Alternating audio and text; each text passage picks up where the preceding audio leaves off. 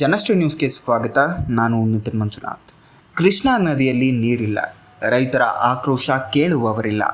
ಬಾಗಲಕೋಟೆ ಜಿಲ್ಲೆಯ ಜಮಖಂಡಿ ತಾಲೂಕಿನ ಕಂಕನವಾಡಿ ಗ್ರಾಮದಲ್ಲಿ ಕೃಷ್ಣಾ ನದಿಯ ಒಡಲು ಬೇಸಿಗೆಯ ಆರಂಭದಲ್ಲೇ ಬರಿದಾಗಿದ್ದು ರೈತರಲ್ಲಿ ಆತಂಕ ಹೆಚ್ಚಿಸಿದೆ.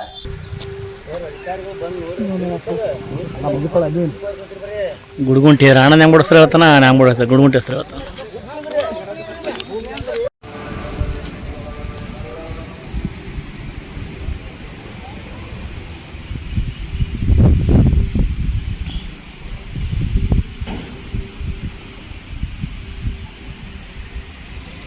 ಉತ್ತರ ಕರ್ನಾಟಕದ ಜೀವನಾಡಿಯಾದಂತಹ ನದಿ ಹೀಗೆ ಖಾಲಿಯಾಗಿರೋದ್ರಿಂದ ಕೃಷಿ ಚಟುವಟಿಕೆಗಳು ಸಂಪೂರ್ಣವಾಗಿ ಸ್ಥಗಿತಗೊಂಡಿವೆ.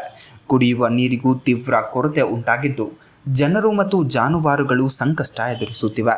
ಪ್ರಸ್ತುತ ಲಭ್ಯವಿರುವ ನೀರು ಉಪ್ಪಾಗಿದ್ದು ಬಳಸಲು ಅಸಾಧ್ಯವಾಗಿದೆ ಎಂದು ರೈತರು ಅಳಲು ತೋಡಿಕೊಂಡಿದ್ದಾರೆ. ಮಳೆಯಾದರೆ ಪ್ರವಾಹದ ಭೀತಿ, ಬೇಸಿಗೆಯಲ್ಲಿ ಬರದ ಸಂಕಷ್ಟ, ಈ ಎರಡರ ನಡುವೆ ರೈತರ ಬದುಕು ಸಂಕಷ್ಟದಲ್ಲಿದೆ. ಸರ್ಕಾರ ತಕ್ಷಣ ಕ್ರಮ ಕೈಗೊಂಡು ನೀರಿನ ಸಮಸ್ಯೆಯನ್ನು ಪರಿಹರಿಸಬೇಕು ಎಂದು ರೈತರು ಆಗ್ರಹಿಸಿದ್ದಾರೆ. ಜಾನುವಾರುಗಳಿಗೆ ನೀರಿಲ್ಲ, ಮುಂದೆ ಇದಕ್ಕೆ ನೀರು ಹಳ್ಳದ ನೀರು ಬರ್ತೈತಿ, ಯಾವುದು ಉಪ್ಪು ನೀರು ಬರ್ತೈತಿ ರೀ. ಅದಕ್ಕೆ ಆ ಉಪ್ಪು ನೀರು ಗೊಳೆ ಆಗೋದ್ರಿಂದ ಏನಾಗತ್ತೆ, ನಮ್ಮ ದನ ಕರುಗಳು ಕುಡ್ಸೋಕ್ಕಾಗಂಗಿಲ್ಲ. ಆ ಉಪ್ಪು ನೀರು ಕುಡ್ಸೋಕ್ಕಾಗಲ್ಲ. ಮುಂದೆ ನಾವು ಎದೆ ತೆಗೆದ ಒಂದು ಏನೋ ಗುಮ್ಮ ಮಾಡ್ರೂ ಕೆಟ್ಟ ಸೌಳು ನೀರು ಬರ್ತೈತಿ. ಹಿಂಗಾಗಿ ನಮ್ಗೆ ದನ ಕರುಗಳದ್ದು ದೊಡ್ಡ ಸಮಸ್ಯೆ ಐತಿ. ಮುಂದೆ ನಮ್ಗೆ ಮುಖ್ಯ ಬೆಳೆ, ವಾಣಿಜ್ಯ ಬೆಳೆ ಆದಂಥ ಕಬ್ಬು ಬೆಳೆಗಾರ ನಾವೆಲ್ಲ.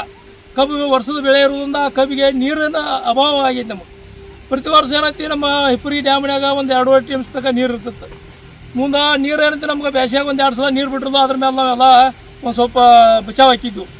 ಈ ಸಲ ಸರ್ಕಾರದ ನಿರ್ಲಕ್ಷ್ಯದಿಂದ ನಮ್ಮ ಹಿಪ್ಪರಿ ಡ್ಯಾಮಿನ ಗೇಟ್ಗಳೆಲ್ಲ ಬಾದಾಗ್ಯಾವ. ಅವು ಬಾದಾಗ್ಯಾವು ಎಲ್ಲ ಮಾಡಿ ಕಿತ್ಕೊಂಡು ಹೋಗಿ ನಮಗೆ ಕಂಡಾಪಟ್ಟಿ ನೀರೆಲ್ಲ ಪೋಲಾಗಿ ಹೋಗೈತಿ. ಈ ಹಿಪ್ಪರಿ ಡ್ಯಾಮನ್ನು ನಂಬ್ಕೊಂಡು ನಮ್ಗೆ 111 ಹಳ್ಳಿ ಎಲ್ಲ ಅದ್ರ ಮೇಲೆ ಅದಾವೆ, ಅದನ್ನು ನಂಬ್ಕೊಂಡು ಅದಾವೆ. ಮುಂದೆ ಒಂದು 1000 ಎಕರೆ ಜಮೀನೆಲ್ಲ ಆ ಹಿಪ್ಪರಿ ಡ್ಯಾಮ್ ನಂಬ್ಕೊಂಡ ಇಲ್ಲಿ ಬೇಸಾಯ ಮಾಡಾಕತ್ತೀವಿ.